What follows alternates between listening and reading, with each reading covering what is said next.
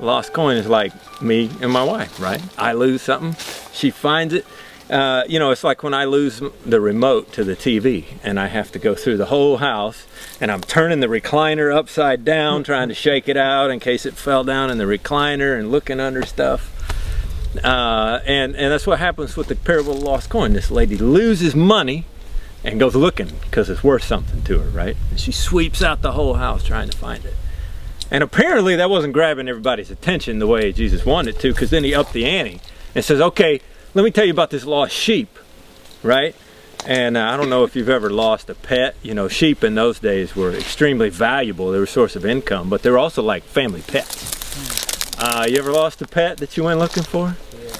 My wife and I had this stupid chocolate lab that could escape from everything. We called him Houdini after a while. His name was Dwight, but we called him Houdini. He could escape from anything. One time he broke open this cage he was in, goes out, goes into the kitchen, gets a loaf of bread, devours it, and then bails out one of the windows while we're at work, right?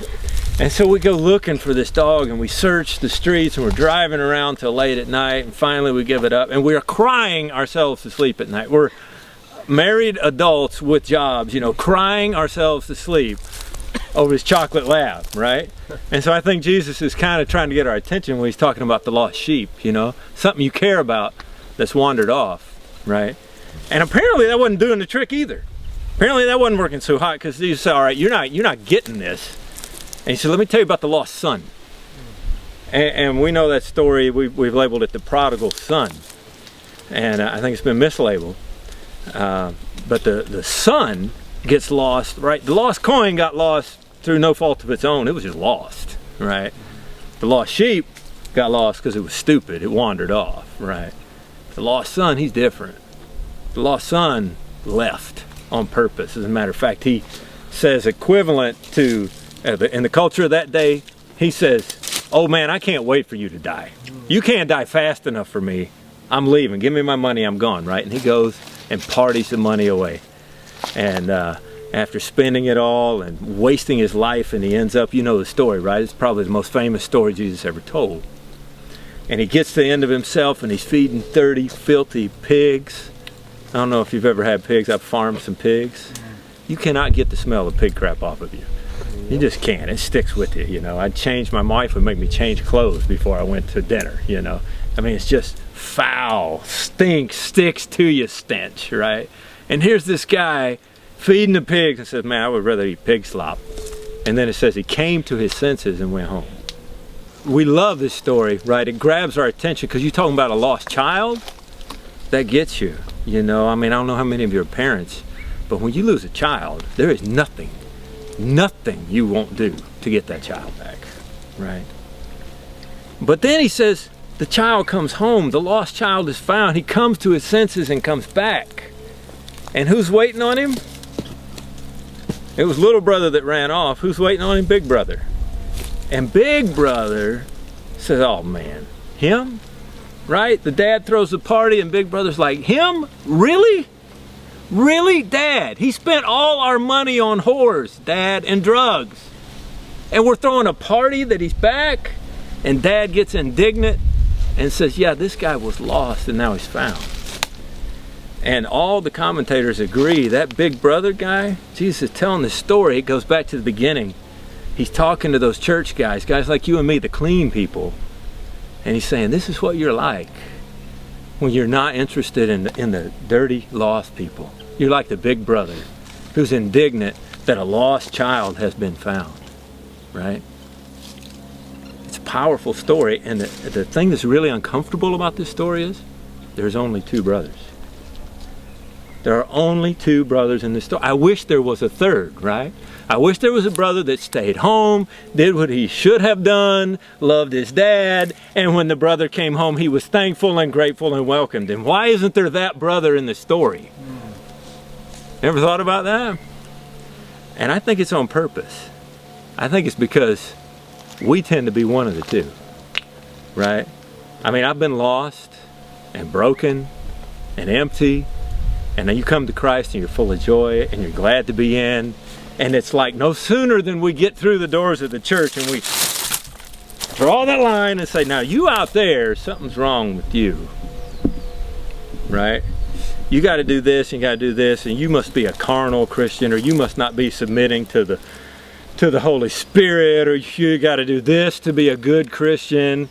And we just, like, as soon as we get through the doors, it's like we kind of want to shut the door behind us, and then we want to make the circle even smaller and smaller, right, of who's really in. And we become just like the big brother.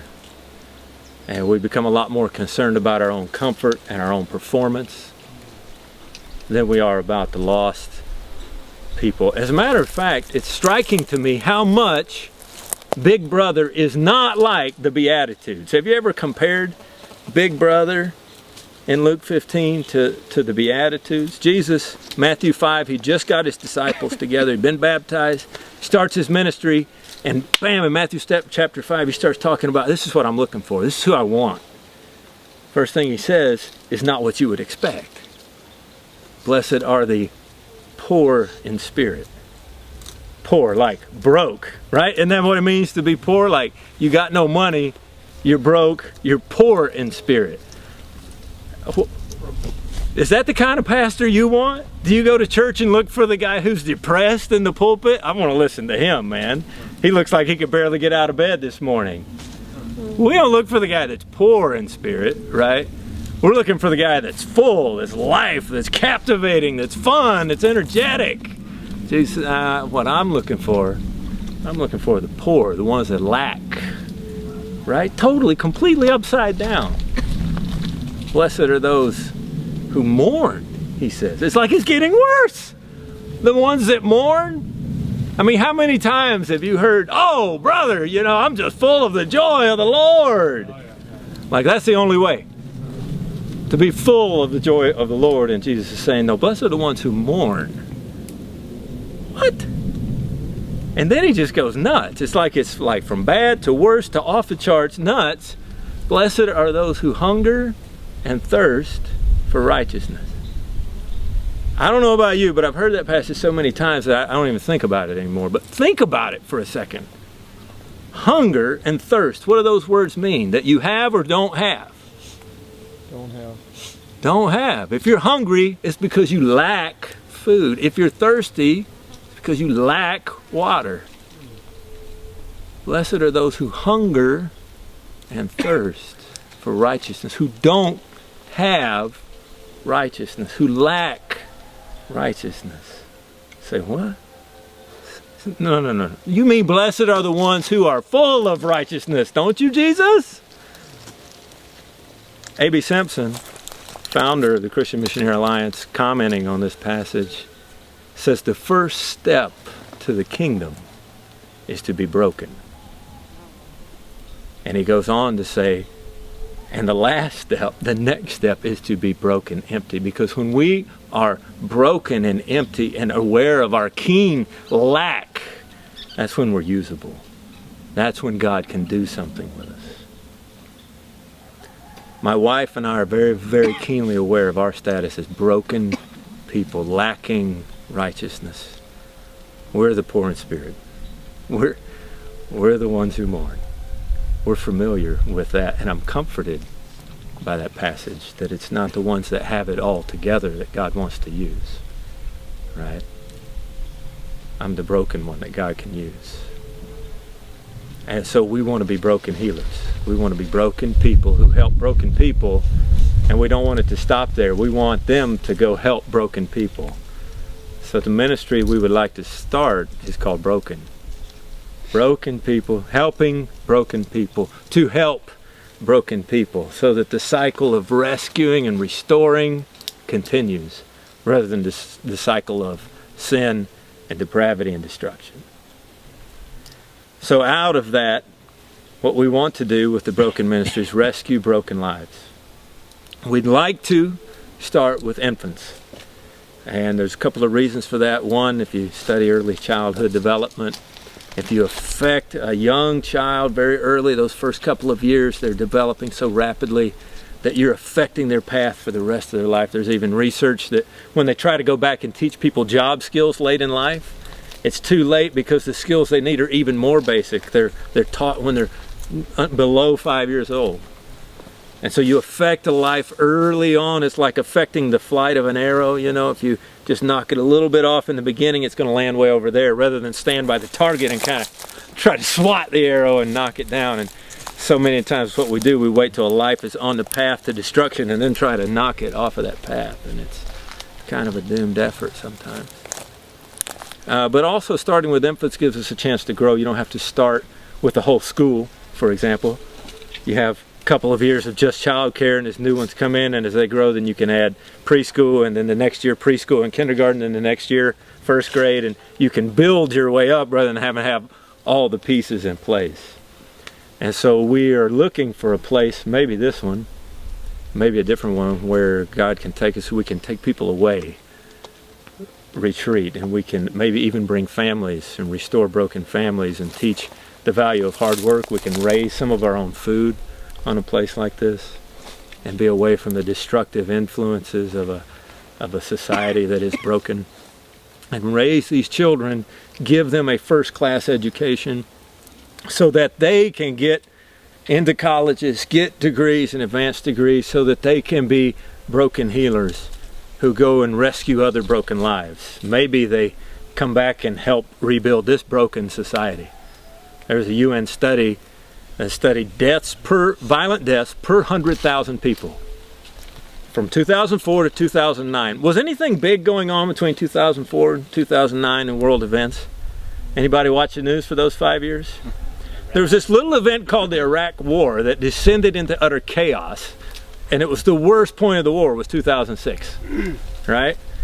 And then the surge in 2007, it started to get better. 2004 to 2009, it was, some describe it as a civil war, or on the verge of civil war in Iraq during that 5-year time frame. The most violent country on earth is underneath your feet. Here, 2004, 2009, most deaths per 100,000, violent deaths per 100,000 people of any country on the planet. And so what we're hoping is the children, the lives we rescue, come back to be rebuilders of this broken society, but they also can be rescuers in the sense of people who go overseas into the 1040 window, places where we have a much harder time getting, as Salvadorans can get easier than us. And we're hoping that as God provides people and as the ministry grows, we start rescuing other broken lives, like gang members, people, prostitutes, lives that are utterly destroyed, lives like Nestor that you met, who came to Christ, as you'll hear tomorrow, at a 500-man prison riot in San Quentin. Those are the kind of lives we want to rescue. And so you can see that the importance of being in a place like this, getting away from so much access and so much of the influence of society. This could be a very valuable piece of land for us to accomplish that. So I brought you here so you could see it, so you could hear about it, and so you could pray for it. And in a few minutes I'd like us to just spend praying for that God would provide some land. Maybe it's not this, maybe He has another piece that He hasn't shown us yet. But if you would pray for that, I would really appreciate it. But I also think that God probably brought us 18 specifically. He had a reason, and maybe that's so you can join and be a prayer partner to this ministry. I don't know, financially support it, or maybe you'll be one of the army of people it will take for this vision to come true. Maybe you'll come teach the kids or care for the little ones for a year or two, or be a person who just helps us plant the corn and beans to feed everybody. There's going to be just so many needs for labor. So it's a big project. As I said the first day of the conference, it's going to take hundreds of thousands of dollars. I've got maybe hundreds. It's going to take an army of short-term people who come for a week at a time and help build buildings. It's going to take a sizable platoon of people who come for 1- and 2-year commitments to do jobs for a year or two and then go back to their lives. And it's going to take an inner circle of permanent people that come and say, yeah, I surrender. That's been the toughest spot for me. A year ago, a little more than a year ago, Matt Peace, I started my job changed and I started to work for him, and Matt said, what do you want to do? And I started talking about the kind of things I'd like to do.